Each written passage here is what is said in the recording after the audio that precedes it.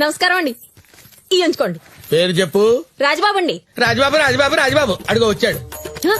కనిపిస్తున్నాడండి? అడుగో క్లియర్ గా కనపడుతున్నాడు. బాగా వినిపిస్తున్నాయి ఆ మాటలు? వినిపిస్తున్నాయి, క్లియర్ గా వినిపిస్తున్నాయి. రావయ్యా రా కూర్చో. కావాలంటే ఇంకొక 5,000 వద్దు, వద్దు, వద్దు, వద్దు. అన్ని వివరంగా అడగండి. రావయ్యా రా కూర్చో. ఏమయ్యా మీ ఆవిడ చాలా ఫన్నీ క్యారెక్టర్. అవునా? సౌండ్ వచ్చిందేంట్రా?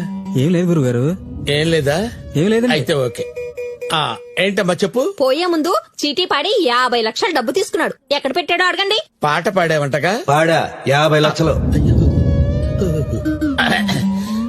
నాకు ఆత్మల మాటలు వినపడుతున్నాయంటే.